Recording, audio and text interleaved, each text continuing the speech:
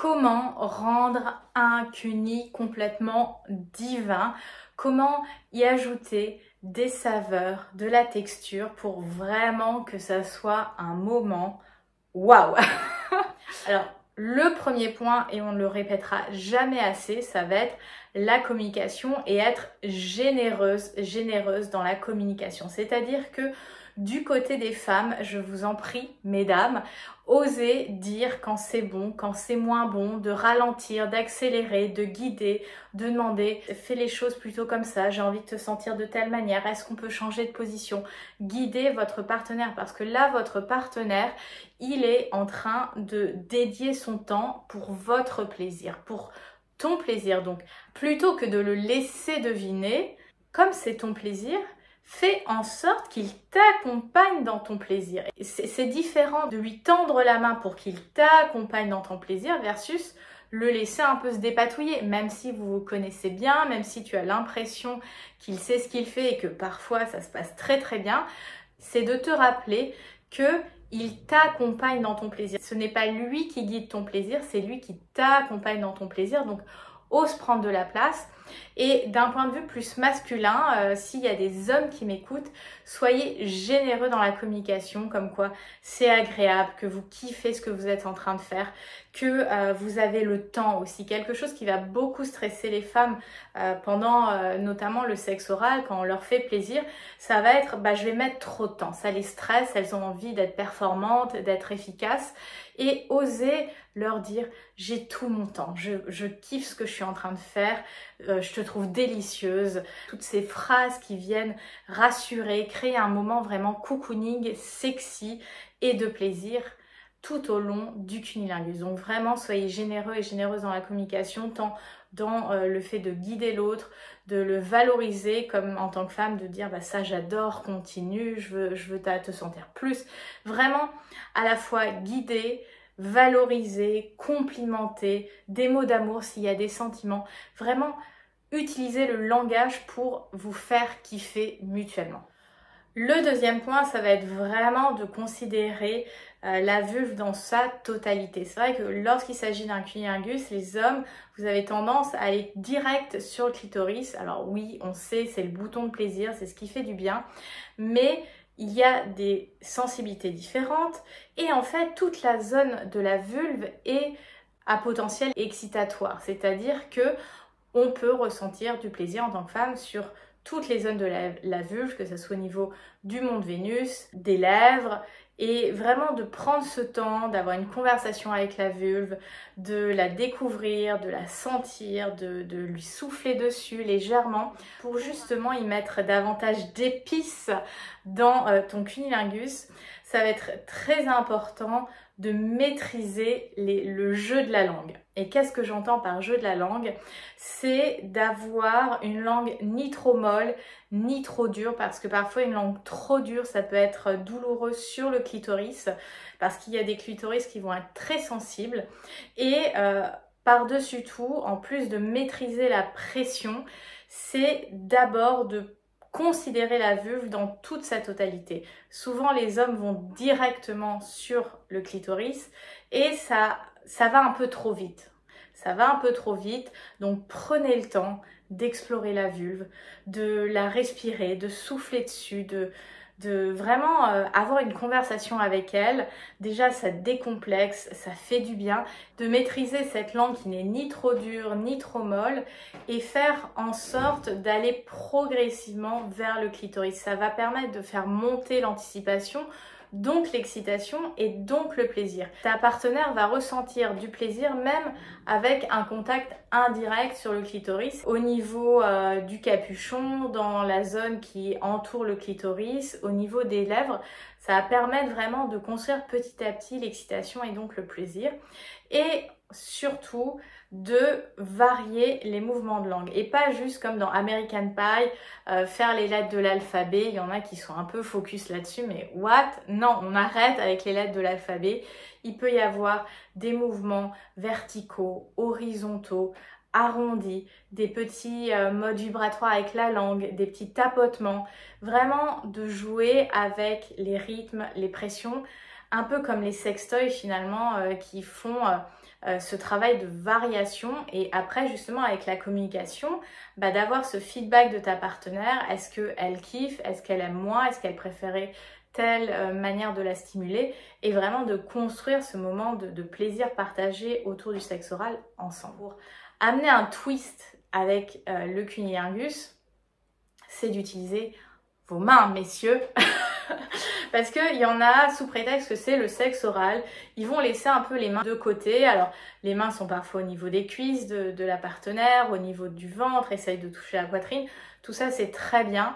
Mais vous le savez, la majorité des femmes, plus de 60% des femmes, vont ressentir un maximum de plaisir avec une double stimulation. C'est-à-dire une stimulation au niveau externe du clitoris, mais aussi au niveau interne, à travers de la pénétration, pour stimuler le clitoris de manière interne. Donc, osez utiliser les doigts, que ce soit pour pénétrer votre partenaire, mais aussi pour caresser les lèvres, toute la vulve, toute la zone intime, et puis tout simplement jouer avec le corps, faire monter la température et même utilisez vos doigts, s'il vous plaît, messieurs. Je sais, vous êtes concentrés, la langue, et c'est pas évident de faire coordonner la bouche et la main, mais cette main, elle peut servir à explorer tant le corps de ta partenaire, que ce soit au niveau de l'intérieur des cuisses, qui est une peau très sensible, des fesses, du ventre, de la poitrine. On peut toucher les mains, ça peut être un moment de connexion qui va augmenter le plaisir chez ta partenaire. Donc, osez y aller progressivement quand vous sentez votre partenaire suffisamment excité. Vous le sentirez notamment s'il y a une augmentation de la lubrification. Alors s'il n'y a pas assez de lubrification, que vous manquez de salive, n'hésitez pas à rajouter une huile végétale ou un lubrifiant à base d'eau qui est comestible en fait, ce qui va permettre d'amener du confort tant pour toi que pour ta partenaire. Et même s'il n'y a pas des mouvements de va-et-vient au niveau de l'action avec la main pénétrative, en fait, ça va venir quand même stimuler, solliciter. Ta partenaire va aussi peut-être jouer avec son périnée, contracter sa vulve et donc augmenter le plaisir dans le sexe oral. Ce qui va être aussi intéressant et ce qui va vraiment donner un twist au cunnilingus, ça va être de varier les tempos. C'est vrai que on observe beaucoup le même tempo ou alors ça ralentit et ça augmente. On peut faire mieux. On peut faire mieux, messieurs, pour amener justement plus de saveur. Alors effectivement, au début, c'est bien de commencer tranquillement, d'avoir une stimulation un peu lente, un peu suave, avoir vraiment ce côté je prends le temps et d'augmenter à des moments, d'aller un petit peu plus fort, d'aller un petit peu plus frontalement. Donc si on était peut-être à stimuler le clitoris de manière indirecte, d'y aller de manière directe, d'y ajouter la main, mais aussi d'accélérer. Et bien sûr, on ne veut pas que vous perdiez votre mâchoire ou que vous ayez une crampe à la main. Donc n'hésitez pas à faire redescendre le tempo, réaugmenter le tempo. Et c'est là, à nouveau, on y réinjecte la communication dont je parlais dans le premier point, pour justement faire en sorte que ton partenaire t'accompagne dans ton plaisir. Est-ce que tu as envie à ce moment-là qu'il ralentisse? Est-ce que tu as envie qu'il accélère? Et comme ça, vous construisez ce moment à deux parce que le tempo n'a pas besoin d'être linéaire ou juste crescendo. Il peut avoir des vagues comme ça et c'est à vous de l'écrire ce tempo en fonction des envies du moment et du plaisir du moment surtout. Après, effectivement, ce qui va permettre d'ajouter un petit peu ce côté épicé dans le cunnilingus, ça va être les positions. J'en avais fait une vidéo dédiée, mais je voulais insister sur ce côté un petit peu domination-soumission. Alors, je sais qu'en tant que femme, ça peut être parfois un petit peu challengeant d'être au-dessus de son partenaire. Il y a des fois cette idée avec le face-sitting de je vais étouffer mon partenaire, etc. Mais il n'y a pas forcément besoin de complètement s'asseoir sur le visage de ton partenaire. Et ça me fait totalement rappeler un reel que je voyais sur les réseaux sociaux où un mec disait mais en fait ce serait ma meilleure mort. Donc osez être dessus parce que ça va te permettre de gérer la pression, l'intensité de la caresse, parce que si tu veux plus de pression, tu te baisses un peu. Si tu veux relâcher la pression, tu remontes. Donc ça permet vraiment ce jeu, voire même un peu ce côté provocation dans le moment de sexualité orale qui peut être hyper excitant pour vous deux de jouer là-dessus. Et au-delà de le faire dans un lit, faites-le ailleurs. Faites-le ailleurs. Est-ce que tu as déjà essayé de recevoir un cunnilingus debout? Et tu n'as même pas besoin d'être entièrement nu pour cela.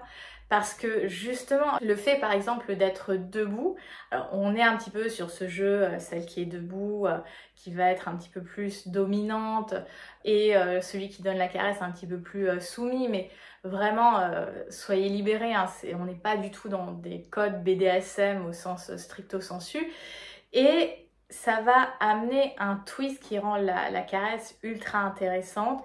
Le fait de s'appuyer contre le mur ou contre, si tu as un balcon ou un rebord de fenêtre, alors faites attention, hein, prenez pas de risques, mais ça peut être cette différence de température avec, voilà, on a ouvert la fenêtre parce qu'il faisait chaud et là j'ai le vent frais qui me caresse alors que j'ai la température qui monte. Est-ce que je vais être pris en flag par mes voisins? Enfin, toutes ces choses-là qui amènent ce côté un petit peu excitant, un petit peu transgressif parfois dans la sexualité. Ça peut être aussi de conserver ses vêtements, donc d'avoir ton partenaire qui se glisse sous ta robe, sous ta jupe, qui décale ton sous-vêtement et ne te déshabille pas. Ça va avoir un côté supra-excitant parce que voilà, on change un peu les codes et ça vient un petit peu perturber nos habitudes, et c'est là où l'excitation et le plaisir vont se nicher. Ça peut être aussi utiliser des positions comme la levrette, etc. pour recevoir le cunnilingus. Ça a un côté un petit peu plus animal. Certains couples vont adorer, d'autres ne vont pas aimer, mais ça peut être super intéressant. Ou dans ce côté un petit peu levrette et cunnilingus inversé, c'est d'avoir la cuillère inversée, c'est-à-dire que ta partenaire est sur le flanc, les jambes un peu écartées, et toi tu vas venir lécher sa vulve en soulevant un peu ses jambes comme un 69, mais ta partenaire est de dos. Ça peut être à nouveau quelque chose de super excitant et de nouveau en fait dans votre intimité. Ce qui va permettre aussi d'amener un twist lorsque tu fais du sexe oral et notamment un cunnilingus, ça va être d'intégrer des sextoys. Les sextoys, c'est vraiment des accessoires, des éléments qui peuvent être complémentaires et amener justement cette nouveauté à une caresse ou une pratique qu'on affectionne particulièrement. Ça peut être un sextoy qui va être type aspi à clito, donc les sextoys qui sont sans contact, qui vont stimuler le clitoris de ta partenaire, qui peut être une très bonne astuce si ta partenaire est très sensible et toi, avec ta langue, tu lèches le reste de la vulve, les lèvres, tu joues avec tes doigts, avec son sexe, etc. Et là, c'est l'explosion. Ça peut être toi qui stimule le gland du clitoris et qui utilise un sextoy pénétratif, par exemple un stimulateur zone G ou un sextoy pénétratif voilà, que vous aurez choisi de votre choix pour multiplier les sensations, les vibrations ou les textures, par exemple si on prend un sextoy en verre ou en métal, et puis même aller plus loin avec une stimulation anale, que ça soit avec les doigts, un sextoy, un plug, etc., etc., pour justement y amener ce côté voilà, c'est chaud, on prend plaisir, on ose aller explorer une variation et des combinaisons différentes lors du sexe oral.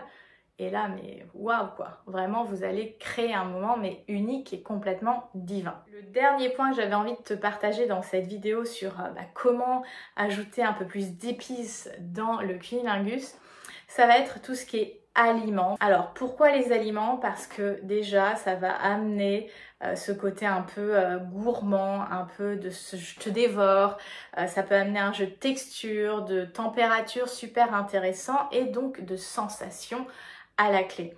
Par exemple, des fruits qu'on a coupés en morceaux ou, bon là c'est plus trop la saison, mais un demi-abricot, une demi-pêche qu'on vient passer sur la vulve de sa partenaire qui est bien juteux, où on en met partout. Alors on peut mettre des serviettes sur le lit, etc. On vient lécher ça, on vient goûter, ça peut être aussi de la glace qu'on vient déposer sur le sexe de sa partenaire, ou alors un glaçon alors peut-être pas en contact direct, il faut attendre qu'il soit un petit peu à température ambiante sans pour autant qu'il soit fondu. Mais voilà, de jouer avec ça. Il existe aussi dans les sex shops des bonbons spéciaux que tu peux voilà, avoir en bouche et en même temps pratiquer du sexe oral, que ça soit cunnilingus ou fellation, et ça va venir créer un effet chaud-froid assez intéressant. Donc voilà, ces accessoires type alimentation, bonbons peuvent être super intéressants et amener un kick justement dans votre pratique du cunnilingus.